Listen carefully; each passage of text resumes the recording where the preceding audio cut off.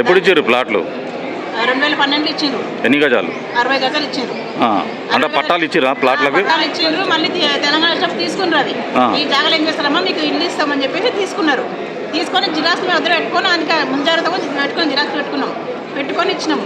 ఇచ్చినాక ఇప్పటికే ఇప్పుడు తిప్పుతా ఉన్నారు. 1 ఇయర్ అయిపోయింది. పిల్లలు పెద్దగా అయిపోయినారు. నా కొడుకు 5 సంవత్సరాలు పిల్లగా ఉండే వాళ్ళ కూతురు. ఇప్పటివరకు ఇల్లు లేదు, ఏం లేదు. మాకు ఇల్లు కాలం పోరాడుతుంటే సార్ల దగ్గర చెప్తున్నామే ఇప్పుడు రండి ఎంక్వైరీ చేస్తాం. ఇప్పుడు ఫైలే లేదని చెప్తున్నాం. మాకు ఇచ్చే ఫైలే లేదని చెప్తున్నారు. మేము ఎక్కడ పోవాలి మరి? అవినీతి జరిగిందంటే అవినీతి జరిగింది చెప్పొద్దంట. మీరు ఎవరు చెప్పాలి? పెద్దవాళ్ళు మీరు పట్టించుకోకపోతే మీరు ఎవరు చెప్పుకోవాలి? మీరు ఉన్నట్టు చెప్పుకునే కానీ మేము చెప్పుకున్నాము. నేను నా పేరు హనీఫా బేగం. నాకు ఈ పట్టకాది ఇచ్చారు తిరాసంపల్లి. మేము బేస్మెంట్ వేసినాం. మేము గైరాన్ బుక్ నుంచి తిరుగుతున్నాం. మా పేరు మీద 14 కేసులు ఉన్నాయి. కేసులతో జైలు అన్నది తిన్నాం, దెబ్బలు తిన్నాం. ఇప్పుడు దాకా మా ఇల్లు రాలే. కేసీఆర్ వచ్చింది. కేసీఆర్ వచ్చినాక మా భూములు గుంజుకొని ఇల్లు కట్టిస్తున్నారు. దీపల్లి ఇల్లు. మీకు ఇంతకుముందు ఏ ప్రభుత్వం ఇచ్చింది భూములు? మాకు వైస్ సెక్రటరీ ఇచ్చింది. కాంగ్రెస్ ఇచ్చింది సార్. ఊరినప్పుడు ఇచ్చింది. మాకు ఊరినప్పుడు పట్టకాదలు ఇచ్చారు. ఇప్పుడు దాకా ఇండ్లే మాకేం లేదు. ఇప్పుడు ఇస్తా అప్పుడు ఇస్తా అంటూ ఇప్పుడు దాకా ఇస్తలేరు. ఇండ్లు అమ్ముకున్నారు. మా పేదల పేరు చెప్పుకున్నారు, కట్టుకున్నారు, అమ్ముకున్నారు. ఇప్పుడు దాకా మా ఇండ్లో ఏం లేదు సార్. మాకు ఇప్పుడు దావా చేసుకోవాలంటే లేదు. మొన్న మా పిల్లలకి దావా చేసినాం. ఇంటికి వాళ్ళు దావా చేయలేము. మస్జిద్ ముందర మేము దావా చేసుకుని వస్తారు. మేము మాకు ఇండ్లలో ఏం లేదు. మాకు ఇండ్లు ఖచ్చితం కావాలి. మాకు ఇప్పుడు మా పిల్లలకు కూడా చిన్న కూడా పిల్లలు కూడా పెళ్లికి అయ్యారు. వాళ్ళ పిల్లలు కూడా ఇస్తారు. ఇప్పుడు మాకు కిరాయి కట్టడం అయితే మాకు ఇల్లు ఇవ్వాలి సార్. అంతే చెప్పేది. హయాంలో ఎమ్మెల్యేగా ఉన్నప్పుడు ధర్నాలు చేసినాం సార్. చేస్తే ఏనుగొండ దగ్గర ధర్నాలు చేస్తే మాకు ఎట్లా చేస్తే మీకు క్రిస్టియన్ పనులు ఇస్తామమ్మా అని చెప్పేసి అని 60 గజాలు ప్లాట్లు ఇచ్చింది 523లో సర్వే నెంబర్ 523లో ఇచ్చింది. ఇచ్చి మళ్ళీ వాళ్ళు ఏం చేసారు 2017లో గుంజుకున్నారు. మీకు వేరే డబుల్ బెడ్రూమ్లు ఇస్తామమ్మా అని. డబుల్ బెడ్రూమ్ లేదు, ఏం లేదు. ఇప్పుడు ఫైలే లేదని కనిపిస్తలేదు అని చెప్తున్నారు. ఇప్పుడు లోపలికి పోయి అడిగితే అసలు మీకు ప్లాట్లు ఇచ్చినట్లు మాకు ఫైలే లేదు అని చెప్పి అంటున్నారు. మేము ఎవరితో మొత్తుకోవాలి సార్. ఇప్పుడు మాకు డబుల్ బెడ్రూమ్. మరి ఇప్పుడు ఈ ఇచ్చిన పట్టాలను వాళ్ళని చూపిస్తే ఏమన్నారు? ఏమంటారు సార్? మా దగ్గర ఏమున్నాయి ప్రూఫ్లు? వాళ్ళు తీసుకున్నారు కదా, తీసుకున్నారు వాళ్ళు పట్టాలు, అసలు పట్టాలు తీసుకున్నారు. తీసుకొని ఇప్పుడు ఫైల్ లేదంటున్నారు. ఫైల్ లేదన్నప్పుడు మేమేం చేయాలి సార్?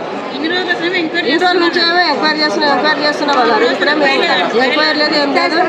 అవినీతి జరిగింది సార్ అంటే అవినీతి జరగలేదమ్మా, ఎందుకు జరుగుతుంది అవినీతి అనే మాట్లాడుతున్నారు. ఇప్పుడు మేము ఎక్కడికి పోవాలి సార్? రోడ్ల మీద ఉండాలా? మా పిల్లలకి పెళ్ళిళ్ళు కాలేదు. మా భర్తలు చనిపోతే కనీసం రాత్రి దొంగతనంగా వేసుకొని పోయినాం సార్. మేము ఇంట్లో రెంట్కున్న వాళ్ళు ఓనర్స్ అసలు ఎట్లా మాట్లాడుతున్నారంటే అట్లా ఎన్ని రోజులు అవమానపడారు సార్? సంవత్సరం నుంచి వస్తున్నాం. మేము తిరుగుతూనే ఉన్నాము. తిరిగి మాకు యాస్ట్గా వస్తుంది. ఇప్పుడేమో ఇంకా ఎంక్వైరీ ఇంకా 3 కలెక్టర్లు అయిపోయింది. నేను తిరగబట్టే మా చెప్పులు అరిగిపోయినాయి. కానీ ఇంతవరకు మాకేం ఫైల్ ముందర జరగలేదు. లాస్ట్ ఫైలే లేదంటే మేమేం చెప్పాలి సార్? 523లో గతంలో 2004 నుంచి అనేక పోరాటాలు చేస్తే కాంగ్రెస్ ప్రభుత్వం వాళ్ళకి పట్టా సర్టిఫికేట్ ఇచ్చింది. 60 గజాలు 70 గజాలు.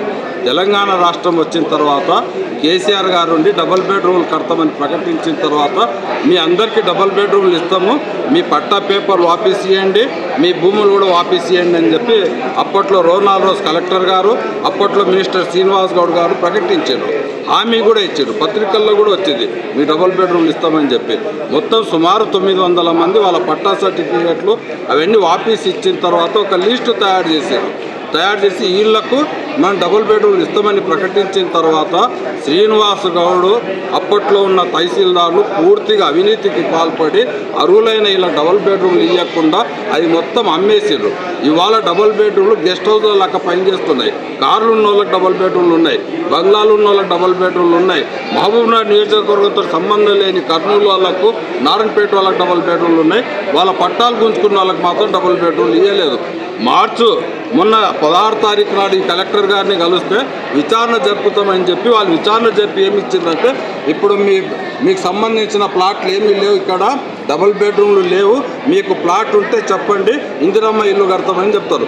మా ప్లాట్ నీవు తీసుకొని, మా భూమి నీవు తీసుకొని మళ్ళీ మా ప్లాట్లు చూపించండి అంటే ఎట్లయితే వెళ్ళి చూపిస్తాం?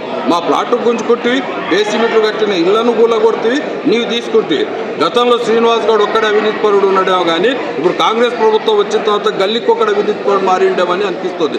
అప్పుడు ఒక తహసీల్దార్ అవినీతి పరుడు ఉండేమో కానీ ఇప్పుడు ప్రతి ఒక్కరు అవినీతి పరుడుగా మారిందని చెప్పి మేము కలెక్టర్ ఆఫీస్ ముందరగా సాక్ష్యంగా చెప్తా ఉన్నాము. ఫైల్ పోగొట్టుకుపోయిందంటారు. ఫైల్ ఎట్లా పోతుందండి?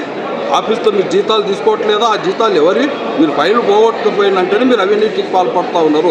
మీ ఫైల్స్ అన్ని జాగ్రత్త ఉండాలి. ఏ టైంలో ఫైల్ పోయిందో మీరు పోలీస్ కంప్లైంట్ ఇచ్చిండ్రా, ఆ కంప్లైంట్ చూపించండి. మీరు ఫైల్ పోతే ఏ టైంలో ఫైల్ పోయింది, ఏ అధికారి సమక్షంలో ఫైల్ పోయిందో అధికారి మీద చర్య తీసుకోండి.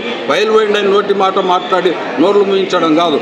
అట్లా పోలీస్ కంప్లైంట్ ఇస్తే ఎఫ్ఐఆర్ కాపీ చూపించండి. మా హక్కు అది. సమాచార హక్కు ప్రకారం మాకు అడిగే హక్కు ఉంది. మీరు అవినీతి చేసిందని ప్రశ్నించే హక్కు ఉంది. అవినీతి చేయకపోతే చేసిలేమని చెప్పండి. ఫైల్ పోతే ఎఫ్ఐఆర్ కాపీ చూపించండి. ఈరోజు ప్రజల దగ్గర ఆధారాలు ఉన్నాయి. వాళ్ళు పట్టా సర్టిఫికేట్లు ఇచ్చినాయి, మీరు సంతకాలు చేసినాయి. మరి ఈ విషయాన్ని మరి ఇప్పుడున్న మాజీ మంత్రిని మీరు అడిగినారా? మాజీ మంత్రి చాలాసార్లు కలిసినాము. అప్పట్లో ఆయన మంత్రిగా ఉన్నప్పుడే నేను నా కార్యకర్తలకు నా ఇష్టం వచ్చిన వాళ్ళకి ఇస్తానని చెప్పి చాలా నిర్లక్ష్యంగా మాట్లాడితే అనేక పోరాటాలు చేసి అతన్ని ఓడగొట్టిండ్రు జనం. ఇట్లా అవినీతి పరుడు కాబట్టి అతను ఓడగొట్టి ఎన్ఎన్ శ్రీనివాసరెడ్డిని గెలిపిస్తే 2.5 ఏళ్ళు అవుతుంది. ఇప్పటివరకు డబుల్ బెడ్రూమ్ సమస్య పరిష్కారం చేయట్లేదు. మరి ఆయన సరిగ్గున్నాడా, ఈయన సరిగ్గున్నాడా? వెనకటికి కథలు చెప్పినటువంటి తండ్రి ఏడో దుర్మార్గుడే ఉంటే నా పేరు మంచిదారంటే అంతకంటే దుర్మార్గుడు అధికారంలో వచ్చింది అన్నట్టు. కాబట్టి మేము చాలా సీరియస్గా చెప్తున్నాము.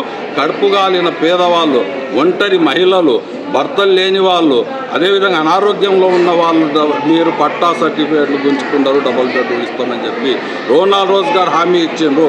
ఇప్పుడు డబుల్ బెడ్రూమ్ లేకపోతే మేము ఎంత పోరాటానికైనా సిద్ధపడతాము. తర్వాత మీ ప్రభుత్వ అధికారంలో ఉన్న కాంగ్రెస్ పార్టీ కానీ జిల్లా కలెక్టర్లు కానీ దాని బాధ్యత వహించాల్సి ఉంటుంది. ఇది ప్రజలకు చేస్తున్న అన్యాయం ఇది.